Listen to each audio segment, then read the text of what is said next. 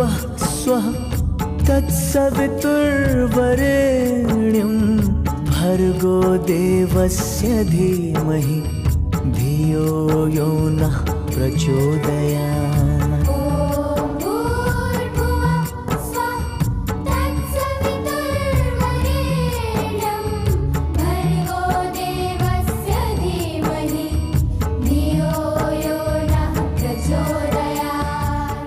देवतुल्य आइयो माँ शक्ति। आज स्वाध्याय चिंतन का हमारा क्रमांक है 747 और आज हमारे बीच में आदरणीय डॉक्टर राधेश्याम दीक्षित साहब जो रिटायर्ड एडिशनल कमिश्नर बैठ हैं। और आज दिन है 6 सितंबर, दिन बुधवार 2023 और आपका जो विषय है वो भगवत दर्शन पार्ट 27 और उसमें जो विशेष ले रहे हैं राजयोग। अब हम आदरणीय देव ऋषि साहब से बोलेंगे कि दो तब आदरणीय डॉक्टर राधेश्याम दीक्षित साहब के विषय में बताएं। मैं कहा ये पहले अदृश्य हो गए, बाद में क्या होगा जो आप सोच सकते हैं, तो बाद में तो ये बीच में भी मगन हो जाते हैं और इनका आनंद तो आता है, बहुत ही आनंद आएगा, हमें मालूम है। तो हम इसकी प्रतीक्षा करेंगे, आपका भगवत दर्शन है बिल्कुल। और स्वागत है आपका, बहुत बहुत। आरंभ करिए प्लीज। है आप पांडे जी भी हैं तो अच्छी समीक्षा होगी आज। है ऋषि आज हमारे बीच में अशोक कुमार शेखरी साहब हैं, ये अमृतसर से हैं, एडवोकेट हैं जी। अमृतसर से। इनका वेलकम वेलकम वेलकम। स्वागत है आपका। ओ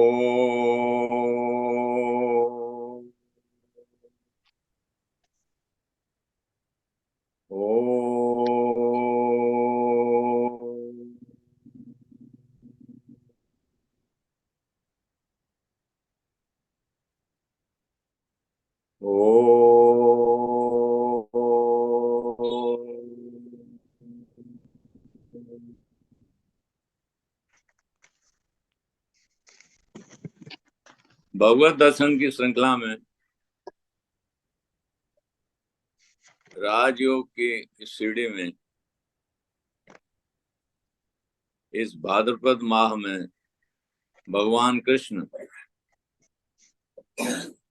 के जन्म की पूर्व संध्या पर यह अवसर प्राप्त हुआ है। तो इसमें भगवान के विषय में नजदीकी रखते हुए कुछ ऐसी बात शेयर करना चाहते हैं और ऐसा लगता है कि जिससे हमारे भीतर जो छुपा हुआ गोपनीय स्वरूप है वो किसी तरह से प्रकट हो जाए और ज्ञात हो जाए। ऐसा भगवान का ध्यान करके कुछ स्मरण करेंगे। तो इसके लिए सबसे पहले मैं गुरुदेव और बंदनी माता जी का ध्यान करता हूँ। वंदे भगवती देवी श्री रामंच जगद्गुरु पाद पद्मे तयो श्रित्वा प्रणमामि मुहुर्मुहुः प्रणमामि मुहुर्मुहुः। भगवान श्री कृष्ण को नमस्कार।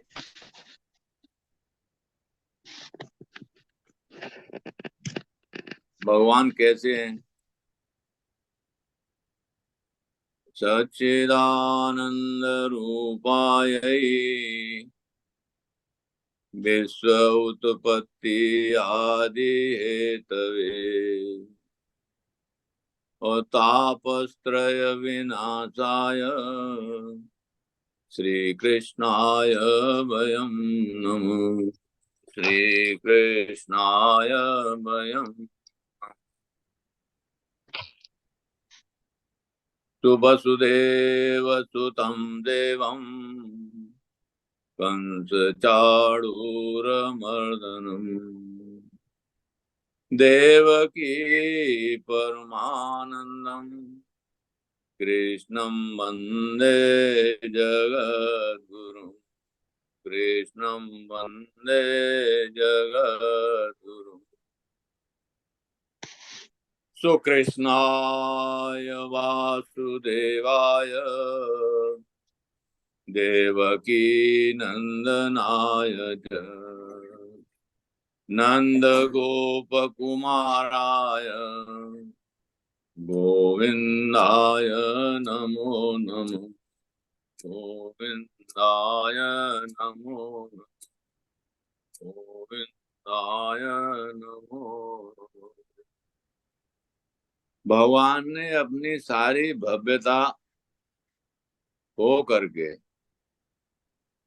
और ब्रज में लीला रूप धारण किया, गोचारण करके सखाओं के साथ आनंद दिया।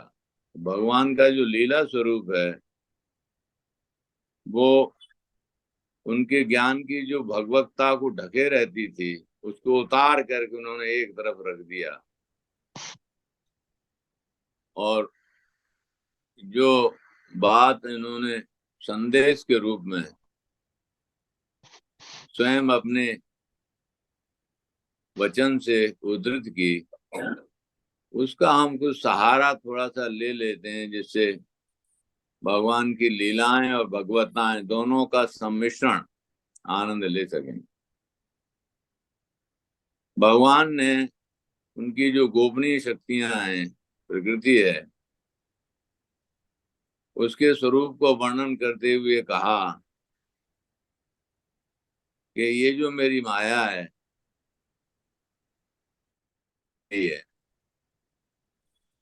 ये साम्य अवस्था में जब रहती है तो इसका प्रभाव दिखता नहीं, लेकिन जैसे ही इसमें क्षोभ होता है तो ये प्रकृति का, संसार का उदय हो जाता है।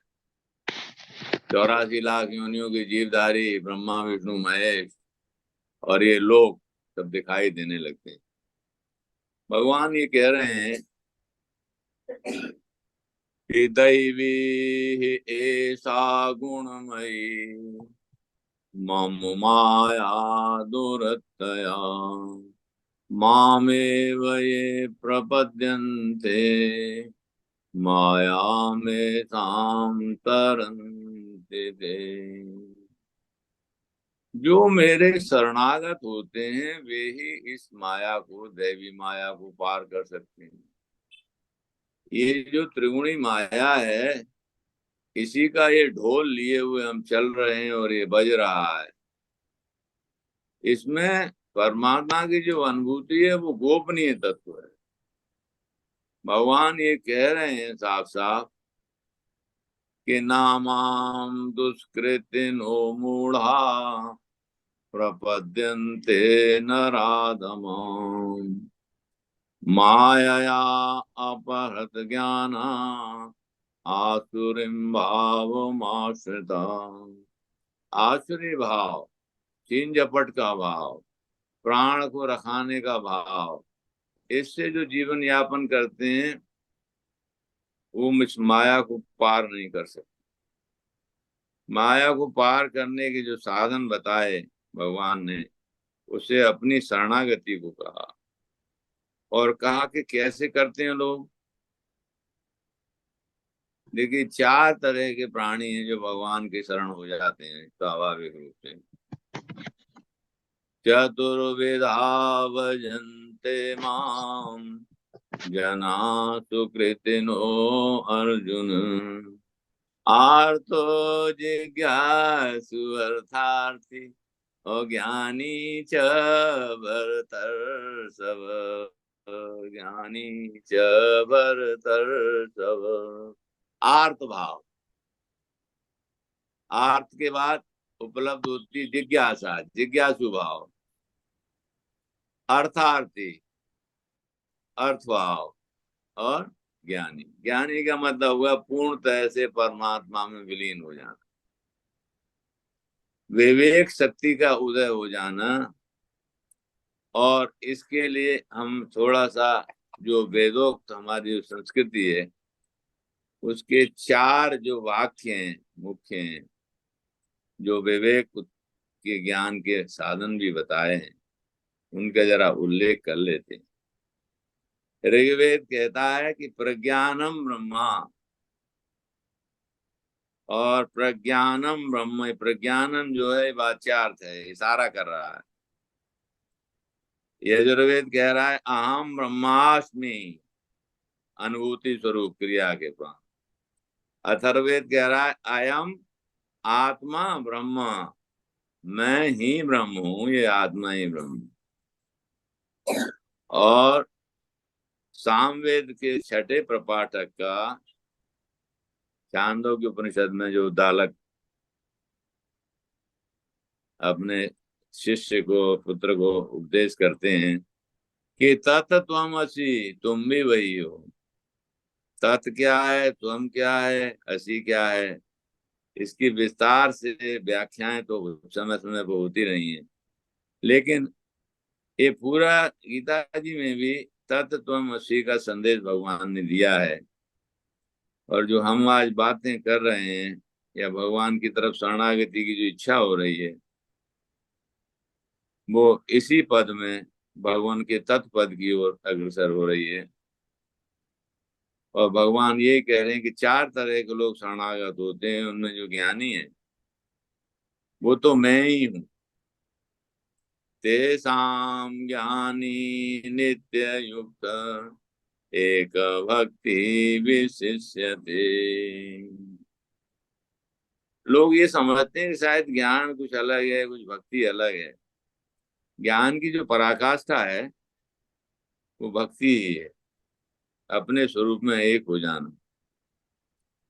तो कभी कभी मौका मिलता है, और मुझे तो ऐसा लगता है कि ये जन्म हम लोगों का इसीलिए हुआ है कि अब इसके बाद कोई आगे इधर उधर भागने की जरूरत रह नहीं गई है। इसमें भगवान जो कह रहे हैं उसको हम जरा हृदयंगम करते हैं, भगवान का साक्षात्कार करते हैं। भगवान इसमें कह रहे हैं कि ज्ञानी भक्त तो मैं ही हूं, लेकिन कभी कभी मौका मिलता है। बहूनाम जन्मनामांते ज्ञानवान मां प्रपद्यते। बहूनाम जन्मनामांते ज्ञानवान मां प्रपद्यते। वासुदेव सर्वम् इति समहात्मा सुदुर्लभ। वासुदेव सर्वम् इति समहात्मा सुदुर्लभ। वासुदेव सर्वम् इति समहात्मा सुदुर्लभ। वासुदेव सर्वम्, वासुदेव सर्वम्, वासुदेव सर्वम्, वासुदेव वासुदेव वासुदेव।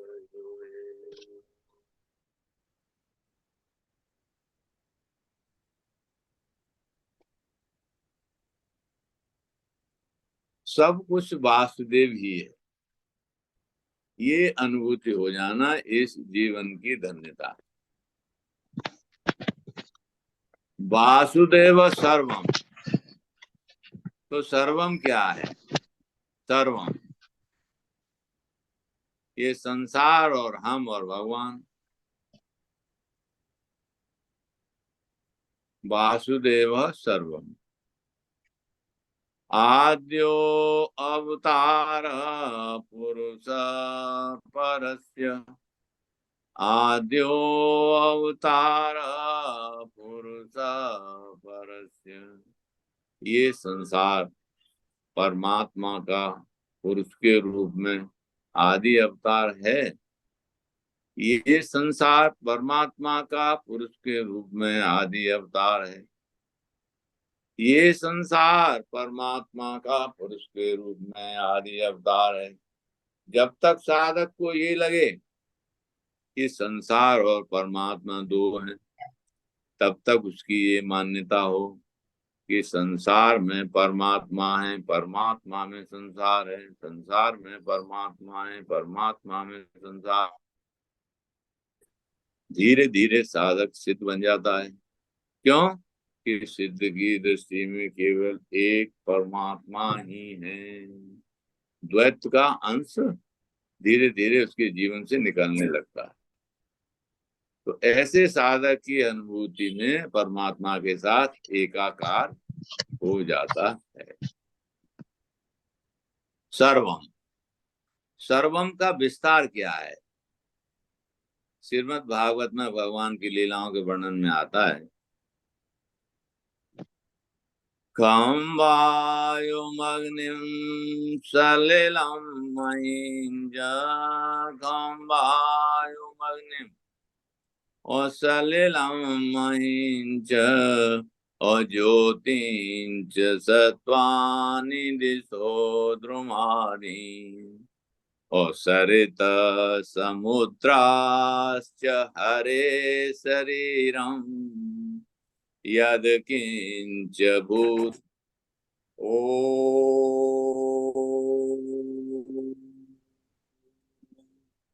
तो ये जो अनन्यता है ये सबकी बेसिस है। भगवान को हनुमान जी कह रहे हैं, तो अनन्य जाके असी मति न टरे हनुमंत रामा, मति न टरे हनुमंत, मैं सेवक सचराचर रूप स्वामी भगवन। तो अनन्याश्चिन्तयन्तो मां योजना पर्युपासते तेषां नित्याभियुक्तानां योगक्षेम वहाम्यहम्, योगक्षेम वहाम्यहम्। देखिए ठेका ले रखा है, ऐसे कहाँ भगवान मिलेंगे हैं? भगवान निचोड़ भी बताते हैं कि देखो, अनन्य चेता सततम यो मां स्मरति नित्यथ तस्याहं सुलभ पार्थ नित्ययुक्तस्य योगिनः, नित्ययुक्तस्य योगिनः। अनन्य चेता सततम यो माम स्मरति नित्यथ। अब कोई काम बचा नहीं है, परमात्मा का नित्य स्मरण ही काफी है। और ऐसा करने से ये जो चार हमारे पास औजार हैं जिनकी सफाई की बात तमाम शास्त्र तमाम लोग करते हैं, संत जन भी बताते हैं कि मन बुद्धि चित्त अहंकार को शुद्ध कर लो, तो परमात्मा की शरणागति उधर की तरफ जब मुंह हो जाता है तो ये स्वाभाविक रूप से होने लगते। इसमें मुझे बाबा का स्मरण आ रहा है और वो बाबा को याद किए बिना रहा नहीं जाएगा। बाबा कह रहे हैं, जो निज मन परिहरहि विकारा, जो निज मन परिहरहि विकारा, तो कत द्वैत जनित संसृति दुख और संशय शोक अपारा, तो कत द्वैत जनित संसृति दुख संशय शोक अपारा। छोटा छोटा उदाहरण देते हैं कि द्वैत क्यों पैदा हो रहा है। शत्रु मित्र मध्यस्थ तीनी, मन कीने बरे आई। इस मन ने ही जबरदस्ती तीन तरह की बातें ध्यान में रख ली हैं कि शत्रु है, ये मेरा मित्र है और ये मध्यस्थ है। कैसे? कि त्यागन गहन उपेचनीय है, फाटक तन की नाई। एक तो त्याग है भाई, चलो एक को पकड़ रहे हैं, एक को उपेक्षा कर रहे हैं। ये शत्रु है तो इसको पकड़ रहे हैं, मित्र है शत्रु को छोड़ रहे हैं, मित्र को पकड़ रहे हैं, मध्यस्थ को उपेक्षणीय है, ऐसा ऐसा मन में भाव आते रहते हैं। असन बसन पशु वस्तु विविध विधि, क्यों मणि में रह जैसे। ऐसे ही सर्ग नरक चर अचर जीव बहु बसे माध्य मन तैसे। सर्ग नरक चर अचर ये व्यवस्था केवल मन ने बना रखी है। जैसे बिटप मध्य पुतरिका, तू तुम्हें कंचुक भी नहीं बनाए, मन में तथा लीन नाना तनु, और प्रगटत अवसर पाए। यानी ये मन में अपने आप दौड़ रहे हैं, मन का स्वरूप ही यही है। बाबा कहता है कि भगवती रघुपति भगति बारे चालित चित, और बिनु प्रयास ही सूझे। जैसे ही शरणागत होती है, अब उसमें कोई प्रयास की आवश्यकता नहीं है। तुलसीदास कह चिद विलास जग, और बूझत बूझत बूझे। रास्ते में चलते चलते धीरे धीरे परमात्मा के जो विलास है, ये चिद का जो विलास है, जो हम यहाँ बोल रहे हैं, सुन रहे हैं, कह रहे हैं, ये धीरे धीरे समझ में अपने आप आने लगता है। यानी शर्त हुई यू टर्न लेना। जैसे ही हम यू टर्न लेते हैं, वैसे ही उसका ये संसार अपने आप विलुप्त होने लगता है। गोपनीयता राजयोग की ये है कि हमें जहां तक का ज्ञान है वो आकाश तक का ज्ञान है, और आकाश में ही जैसे वायु चल रही है, भगवान कह रहे हैं कि जैसे आकाश स्थित नित्य वायु सर्वत्र गो महान, तथा सर्वाणि भूतानि मत स्थानी उधार्य। तुम मान लो कि जैसे आकाश से ही वायु उत्पन्न होती है और आकाश में क्रियाएं करती है, ऐसे ही सारे जीव इस सृष्टि में धारित हैं। अध्याय 9 राजयोग की पराकाष्ठा है, गोपनीय तत्वों का विशद वर्णन है। हमें बहुत गोपनीयता जानने की जरूरत नहीं है। मेरे तो गिरधर गोपाल, दूसरा न कोई, मेरे तो गिरधर गोपाल, दूसरा न कोई, जाके सिर मोर मुकुट मेरो पति सोई, जाके सिर मोर मुकुट मेरो पति सोई। आचार्य भी वहीं जाके रुक जाते हैं, सारी चीजें पढ़ने लिखने सुनने समझने के बाद कहते हैं भज गोविंदम भज गोपालम, गोपालम भज मूढ़मते, भज गोविंदम भज गोपालम, गोपालम भज मूढ़मते, भज गोविंदम भज गोपालम। ब्रज में संत ये कहते हैं बेटा कुछ तंत्र की बात बता दे। बातें तो बहुत हो गई हैं, भगवान के बारे में बहुत सारी बातें हैं। तो ब्रज के संतों में विशेषता है एक, वहाँ सभी संप्रदायों के आचार्य हैं, सभी ज्ञान मार्गी, भक्ति मार्गी, कर्म मार्गी, योग मार्गी, सभी का जमावड़ा है। आपस में संमिश्रण करते हैं और लालाएं की लीलाओं का रसास्वादन करते हैं। तो चित्त जब भगवान के नाम रूप लीला ध्यान इन्हीं में अगर दौड़ता रहे, गिनता रहे, तो उसको फिर परमात्मा की सामीप्यता प्राप्त होने लगती है।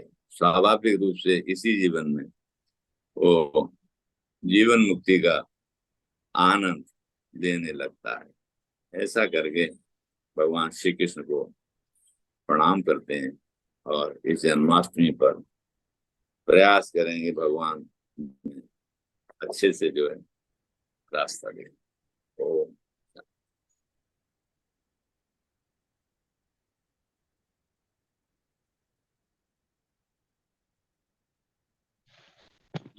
आज प्रश्नोत्तर काल मिलेगा। अब तो गया क्या? आपको कुछ अंदर से बताने वाले थे जो छुपा हुआ था। ये तो कई बार इससे तो आपने अच्छा अच्छा रूप देखा आपका तो। इसीलिए प्रश्नोत्तर काल बढ़ाया है आज। चलिए साहब आज फिर, प्रश्नोत्तर काल बढ़ाया है। चलिए फिर अपना जो लेकिन है, बात तो वही आके दोबारा वही बोली जो उस दिन मैंने पूछा था भाई, आप राजयोग की गोपनीयता बोलते हैं भाई, राजयोग ब्रह्म, ब्रह्म जो ब्रह्म ब्रह्म ज्ञान ही है न क्या है। पांडे जी के साथ वही वही होगा फिर बात इसमें। एक घूम घुमा के हुआ क्या, भक्ति भक्ति योग हो गया, ज्ञान योग हो गया, सब जैसे आपने बताया भाई है रूप सबका, चारों योग ही एक ही है। जब ब्रह्म है तो ब्रह्म में ही लीन होना है, ये एक तो वही है फिर। लेकिन एक बात और, जो आपने प्रभु को पा लेना, प्रभु को तो पाने की जरूरत ही नहीं, प्रभु को पा नहीं हो सकता, ये उपनिषदों में भी लिखा हुआ, मैं कोट नहीं कर सकता। भगवान को पाया नहीं जा सकता, उनको सिर्फ अनुभव किया जा सकता है।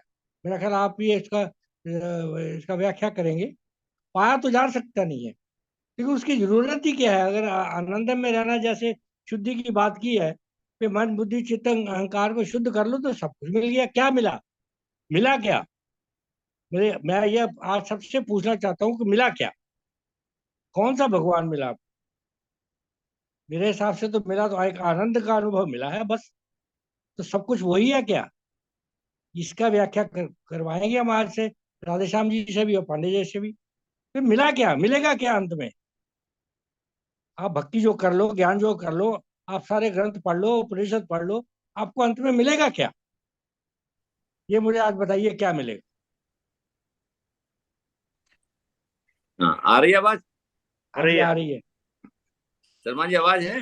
बिल्कुल हाँ सही है। ठीक। बीच बीच में अनम्यूट हो जाता है अपने आप, पता नहीं क्या हो रहा है। आप कहीं चले जाते हैं। देखिए, ये गोपनीय बात भगवान की, हाँ जी। ये मन बुद्धि चित्त और अहंकार, ये चार औजारों की बात पूरे सत्संगों में हमेशा होती रहती है। तो ये क्या चीज है? ये मन क्या है? ये बुद्धि क्या है? ये चित्त क्या है? ये अहम व्रत क्या है? ये का जब आभास हो, जब इसका आभास हो, उस काल में ये होने लगेगा कि ये तो भाई ऐसे ही है जैसे कपड़ा पहने हुए हैं। जब इसकी अनुभूति होने लगे, कैसे होगी? कुछ भी नहीं पहने हुए तो है, देखिए, आकार है, निराकार है, ये भी निराकार है। ये मन बुद्धि चित्त अहंकार, इसका कोई आकार देखिए, नहीं है। हाँ यही तो बात है। इन आकार ना होते हुए भी पूरी तरह से प्रभावित कर रहा है। कर रहा है। सारी क्रियाएं चली इसी से रही हैं। बिल्कुल। जो कुछ भी हो रहा है उसी के सहारे। देखिए, जो कुछ नहीं है उससे सब कुछ हो रहा है। सब कुछ है, जो जो कुछ कुछ नहीं है नहीं वही सब है कुछ है। उससे वही सब सब कुछ कुछ है। हो रहा है। हाँ, तो ये कुछ नहीं है, ये क्या है? यही अज्ञान है। और इसका आधार ये आकाश है। इसकी जो उत्पत्ति है ये आकाश से है। आकाश से वायु, वायु से अग्नि, अग्नि से जल और जल से पृथ्वी। ये एक जो प्रश्न। वायु है, इस तत्व का जो गोपनीय अंश है वो मन है। सब सब समझ गए, ये सब सब इसकी जो बिल्कुल छुपी क्लियर हुई है। बात हो रही है ना, भगवान की छुपी हुई बातें हैं। अच्छा। ये वायु का जो अंश है, जैसे वायु सर्वत्र गो महान, जिस तरह वायु क्षण में कहीं भी पहुंच जाती है, ऐसे ही मन एकदम से पलटा ले लेता। तो सबका धन्यवाद। और सबसे पहले श्री अरविंद शर्मा जी के स्वास्थ्य की कामना करते हैं। जैसा चेहरे मेरी पे इनसे वार्ता चेहरे हुई, पे मुझे लगता है अभी भी स्वास्थ्य इनका ठीक नहीं, जैसा कहते हैं। काफी ठीक है, चेहरे पे मुस्कान है। हाँ, मुस्कान चेहरे पे है, ये इनकी विशेषता है। इन्होंने सत्संग का लाभ उठा के मुस्कान कर रहे हैं। वो लेकिन मेरी वास्तव में ये लगता है कि शरीर माध्यम खलु धर्म साधनम। पांडे जी, एक शरीर ही मेरी ठीक है तभी धर्म होता, नहीं सब बेकार है। इसीलिए रथ पांडे का जी ये बड़ा मजबूत होना चाहिए। पांडे जी, यहाँ एक मेरी गजल है, उसका मैं मतलब हाँ, पढ़ना चाह रहा हूँ। जरूर जरूर। बहुत पुरानी लिखी थी, 40 साल पहले लिखी थी, और इन पे ठीक बैठती है। जी तो बोले, है टीस दिल में मगर लब पे हंसी रखते हैं। जी। है टीस दिल में हाँ, मगर मगर लब पे लब हंसी पे रखते हंसी हैं। रखते हैं। हम मरने में नहीं, जीने में यकीन रखते हैं। क्या बात है, बहुत सुंदर, बहुत बढ़िया। बहुत सुंदर, बहुत सुंदर। तो डॉक्टर साहब देखिए बहुत विद्वान है, राधेश्याम दीक्षित जी उनका कोई मुकाबला नहीं है, अद्वितीय उनको ज्ञान है, उनकी शैली भी बड़ी गायन शैली और सब तरह से वो बताते हैं बार बार, तो हम उसका बहुत धन्यवाद देते हैं। आगे भी उनसे हम सब पूछते रहेंगे। जहां तक आज तक की थोड़ी समराइज करने की बात है, तो पहले उन्होंने माया से, जैसे राजयोग पिछली बार भी आया था शब्द, हाँ तो जी। ये राजयोग जैसे वक्ता का एक अपना कल्पना होती है, तो डॉक्टर साहब का अपना एक शब्द दिया हुआ है ऐसा लगता है मुझे, और उसको गीता पे और उसके आधार पर वो उसको सिद्ध करना चाहते हैं कि राजयोग क्या है। राजयोग होता क्या है, वक्ता ही बताएगा कि हम क्या कहना चाहते हैं राजयोग से। जैसे मैंने पिछली बार भी कहा था कि इसमें राज विद्या राजगुही योग तो है, इसका नाम गीता का, और राज विद्या जब कहते हैं तो शंकराचार्य ने विद्या नाम राजा कह दिया, मतलब ब्रह्म विद्या के बारे में बताया। लेकिन डॉक्टर साहब राजयोग को क्या बताना चाहते हैं, ये डॉक्टर साहब ही बताएंगे, हम बड़े उत्सुक हैं बार बार कि आगे तक बताएंगे उन्होंने। तो पहले उन्होंने फिर ज्ञान की बात भी ले ली, 4 वाक्य भी बोल दिए उन्होंने, फिर ज्ञान और भक्ति की बात भी कह दी, फिर उन्होंने ये भी कहा सर्वात्मकता, वासुदेव सर्वम में, तो बहुत बड़ी हमारा सिद्धांत है ये। जब हम व्यष्टि से समष्टि को मिल जाते हैं, जब हमको अनुभव होने लगता है कि हम जो व्यक्ति हैं वो ही हम, यद ब्रह्म पिंडे तद ब्रह्मांडे, जैसे हम अनुभव करने लगते हैं, तो यही सर्वरूप होना है ऐसा लगता है, शास्त्र जो कहते हैं। मेरा अपना अनुभव की बात नहीं बता रहा, शास्त्र की बात कह रहे हैं। इसीलिए वो कहते हैं ईशावास्यम इदम सर्वम, पहले कहते हैं सब कुछ भगवान का ही है। जहां ये कहा वासुदेव सर्वम, जैसे डॉक्टर साहब ने श्रीमद् भागवत का एक श्लोक बताया, उसका अर्थ ये था कि चाहे ये पंचभूत हो, चाहे वो ज्योति हो, चाहे वो प्राणी हो, चाहे वो पेड़ हो, चाहे वो दिशा हो, चाहे वो नदियां हो, चाहे वो समुद्र है, ये सब भगवान का शरीर है, और जो कुछ भी है उसको भगवान मान के प्रणाम करे, ऐसा वो श्लोक एक बड़ा अनन्य भक्ति का बताना चाह रहे थे। योग वासिष्ठ में भी तस्मै सर्वात्मने नमः पे बहुत व्याख्या है, मैं इसको बोल चुका हूं। और जब मैं गीता वो देवी का पाठ करता हूं तो कहता हूं सर्वरूप मयि देवी सर्वम देवी मयम जगत अतो हम विश्व रूपाम ताम नमामि परमेश्वरी, वहां भी सर्वरूप आता है। तो ये तो बात सर्वरूप की हो गई। अब बात क्या आती है कि एक हमारे देवर्षि जी ने बड़ी अच्छी बात कही थी कि ब्रह्म को क्या है पाना। तो मुझे उस समय एकदम क्लिक किया शंकराचार्य का कि चिदानंद रूप शिवो हम शिवो, चिद और आनंद 3 तत्व हैं, सत चित आनंद। केवल सत रहता है तो निष्क्रिय है। हम प्रकृति में आए हैं, मानव हैं, चेतन है, तो चिदानंद रूप, चित चेतन भी है और आनंद भी। तो ऋषि जी, देव ऋषि जी इस आनंदमय का अनुभव करते हैं ऐसा मुझे लगता है, वही है।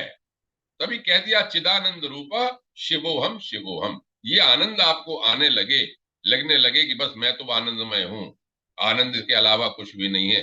और इससे ज्यादा अनुभूति का विषय क्या हो, ये अनुभूति का विषय है ब्रह्मात्मक में, ऐसा लगता है। जहां तक मेरी बात है, मेरा अपना अनुभव है, देवजी जी कहां गए, आ गए। जहां तक मेरा अपना अनुभव है, ये शब्दों का खेल बहुत है। बहुत शास्त्र में बोलता हूं, मैंने भी बहुत पढ़ा, लेकिन जैसे देव ऋषि जी ने अनुभव किया, तो मुख्य बात वो है अनुभव करना। मैं अपनी उपासना में, मैं अपनी पूजा करते समय, मैं अपना जाप करते समय, मैं अपना थोड़ा सा ध्यान करते समय, या संसार में चलते समय परोपकार की दृष्टि से जब कभी थोड़ा सा मन अच्छा होता है तो लगता है कि हाँ भगवान की कृपा है और भगवान की शरणागति। तो मैं क्या कहता हूं, ये जो शब्द का खेल है, ये तभी तक सार्थक मुझे ऐसा लगता है कि जब तक इसको उतार ले, और उतारने में मैं बहुत दूर हूं। अगर ये इतना जितना हम जानते हैं अगर उतर जाए तो कोई बात ही नहीं है, फिर तो बस गूंगे का गुड़ है, उसके बाद तो कोई बोलेगा नहीं। बोले सो जाने नहीं और डूबे सो बोले नहीं। इस रस समुद्र में जो डूब जाता है वो बोलता ही नहीं, ऐसा कहते हैं। जब भी देखते होंगे कि अब मन प्रसन्न हो गया, फिर चुप रहने का मन करता है, बिल्कुल। मैं एक बात बड़ी तुलसीदास जी की इन्होंने कही, तो मुझे एक बड़ा बात बहुत अपील कर, क्योंकि हो सकता है कि मैं प्रयास करने में, साधना करने में उतना मजबूत न हूं, इसलिए ये रास्ता अपना लेता हूं, भक्ति मार्ग इसीलिए सरल लगता है शरणागति का। कि तुलसीदास जी कहते हैं तुलसीदास जी जैसा भक्त जो बिल्कुल क्षण, वो भी कहता है कि मैं हारियो करी जतन बहुत विधि, अतिशय प्रबल अजय। वाह। मैं बहुत प्रयास कर चुका, मैं अपने लिए कहता हूं इस बात को, मुझे बहुत अपील करता, मैं इतने ग्रंथ पढ़ चुका हूं, इतने शास्त्र पढ़ चुका हूं, और आयु भी मेरी हालांकि देवश्री जी से कम है, लेकिन 72 साल में पहुंच के अब मुझे बिल्कुल अनासक्त हो जाना चाहिए था, लेकिन नहीं, मन भागता है। तो मैं हारियो कर जतन बहुत विधि, अतिशय प्रबल अजय। फिर तुलसीदास कहते हैं, तुलसीदास बस होए तबही, जब प्रेरक प्रभु वर्जय। जब प्रेरक प्रभु की कृपा होगी तभी ये बस में आएगा।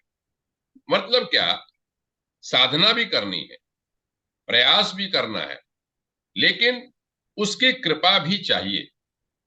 यमई वैश्य भ्रूणते तेन लभ्य, उपनिषद जो कह चुकी कि वो उसकी कृपा भी होनी चाहिए, शरणागति भी होनी चाहिए। तो इसलिए भगवान हम सब पे कृपा करें। और ये मैं बार बार कहता हूं, ये प्लेटफार्म जो बना वो उसी का एक आगे बढ़ने का सोपान है, सीढ़ी है। अरविंद शर्मा जी को माध्यम बनाया भगवान ने, तो हम सब लोग इस पर चर्चा करते हैं। यहाँ तक जब तक रहते हैं तब तक तो मन से चर्चा करते ही हैं, भले ही बाद में हम संसार में चले जाएं। और इस चीज को यदि हम लॉन्गेविटी बढ़ा लें थोड़ा सा, तो हमारा उद्धार हो जाएगा, ऐसा मैं मानता हूँ। नहीं भगवान पांडे जी, कृपा करें। मेरा कहना है, हम तो ये सार्वजनिक जीवन में भी ये लागू हो रहा है। मेरे साहब, अब नहीं, अरविंद जी बहुत से अच्छा बात, है ये तो, इसीलिए तो आप हमारे आदर्श हैं कि जो आप उतार रहे हैं, ये बड़ी बात। पूरा मैं उतर तो गया। उतार नहीं पाता लंबे समय तक, सुबह भी मन अरविंद जी से भटकता बात है, हो रही सब थी। जानते हुए भी यदि मैं कहता हूँ जितना मैं जानता हूँ उतना थोड़ा भी उतार लूं, मेरा तो कोई जरूरत ही नहीं किसी नहीं, चीज। बिल्कुल ठीक कह रहे हो, तो लेकिन सफर है, ये तो सफर है। लेकिन शास्त्र ये कहते हैं, जब कहते हैं बहुनाम जन्मनाम अंते ज्ञानवान मान प्रपद्यते, ज्ञानवान भी बहुत जन्मों में प्राप्त करता है। लेकिन एक ये भी बात है भक्ति के लिए कि शरणागत होने पर यदि हम 16 आना शरणागति हो जाए तो इसी समय हो जाएगा। ये भी बिल्कुल शास्त्र कहता है, इसी समय हो कहता है, जाएगा। कहता हो सकता है हमारा अंतिम समय, तो बस वो भगवान से यही मनाते हैं कि किसी भी तरह से हमारे शरणागति हो जाए, कुछ नहीं, कुछ भी। है। कृपा है, प्रभु की कृपा है हम सब पे, बहुत बड़ी कृपा है, बहुत और बड़ी। एक बात और मुझे याद आई, देव ऋषि जी बार बार ज्ञान भक्ति वाली बात करते हैं। ज्ञान और भक्ति में शंकराचार्य को जब मैं बता रहा था विवेक चूड़ामणि, तो भक्ति के लिए ही बात कही हाँ जी। कि अपने को अनुसंधान करना ही भक्ति है। एक श्लोक मिला मुझे जिसे मैं बहुत याद करता हूं, इस समय भी मुझे याद आ गया।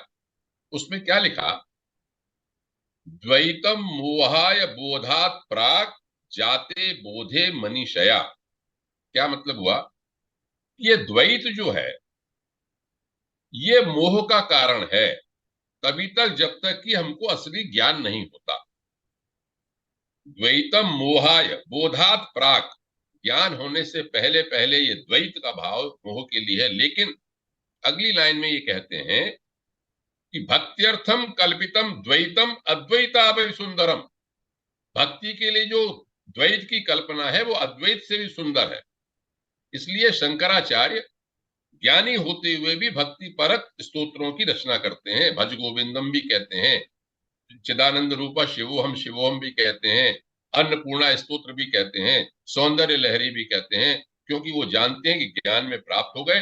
अब एक कल्पना हमने की आनंद लेने के लिए कि आनंदमय हो जाए। एक तो है रसगुल्ला हो जाना, एक है रसगुल्ले को चखना। बस दोनों का यही, आनंदमय हो जाते हैं हम। तो यही सब बातें मेरी समझ में आती हैं। बाकी डॉक्टर साहब तो बताएंगे आगे। हम उनका बहुत बहुत आभार प्रकट करते हैं। बहुत बहुत धन्यवाद उनका डॉक्टर साहब। और हमने एक छोटी सी चीज पूछनी थी आपसे। जैसे कि ज्ञान और भक्ति दोनों अगर देखा जाए तो किसी पक्षी के दो पंखों के समान होते हैं, कि जबकि पंख नहीं उड़ पाएगा जब तक है। पर कहीं ये ऐसा तो नहीं कि ज्ञान में व्यक्ति के अंदर अहंकार आता है, जैसा भी आपने कहा ग्रंथों को पढ़ना, शास्त्रों को पढ़ना, और एक भक्ति में व्यक्ति होते हैं जैसे अपनी मीरा हुई या कोई और चीज हुई। तो भक्ति इसमें बिना कबीर ज्ञान के हुए, नहीं। मीरा हुए, कबीर हुए, नानक हुए। इसमें आनंद हुए, मतलब वो अपनी ही ये मगन ज्ञान, में ये मगन रहते ज्ञान, हैं। अरविंद जी, ये ज्ञान पुस्तकी ज्ञान नहीं है, ये ज्ञान विवेक है, ये अंदर का ज्ञान है। तो वो जो भक्ति और ज्ञान, इस भक्ति तभी आएगी अगर आपको अंदर का ज्ञान विवेक अंदर से उमड़ पड़ा है। नहीं, मेरा सवाल वही था कि मैं ये कहना चाह रहा था आपसे कि भक्ति व्यक्ति के अंदर तभी आ पाएगी जब उसके अंदर ज्ञान होगा, मतलब तभी, मतलब ये ऐसा है, या ये दोनों ये अपने। देव ऋषि जी सही कह रहे हैं कि देखिए, एक तो है शास्त्रीय ज्ञान, एक है ज्ञान मार्ग।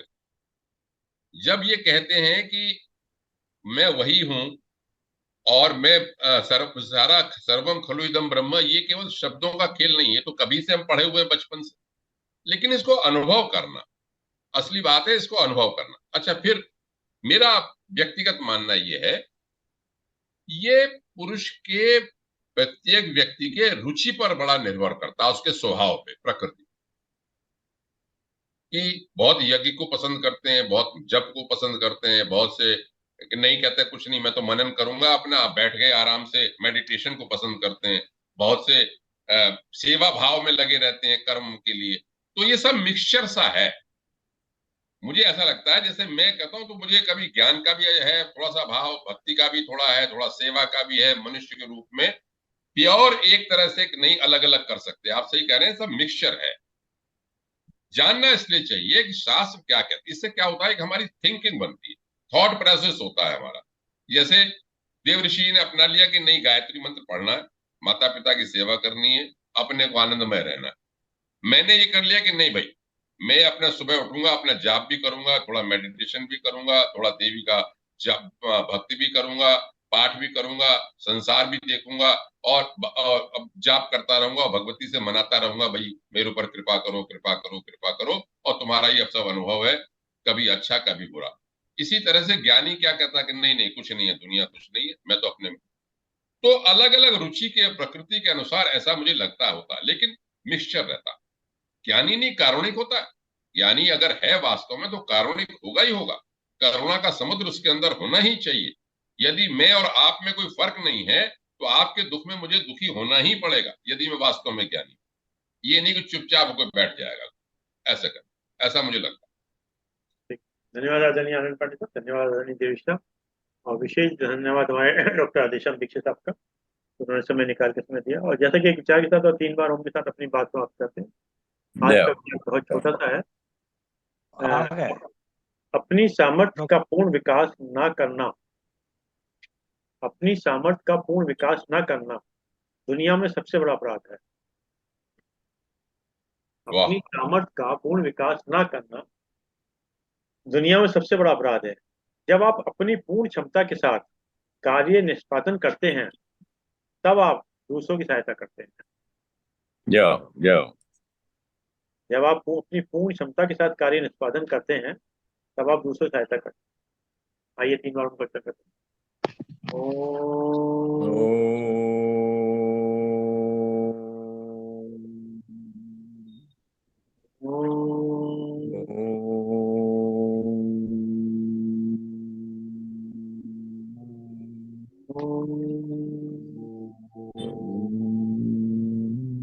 शांति शांति।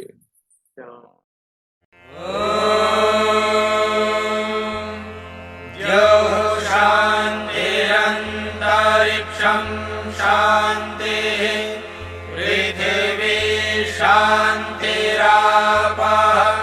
शांतिरोषधयः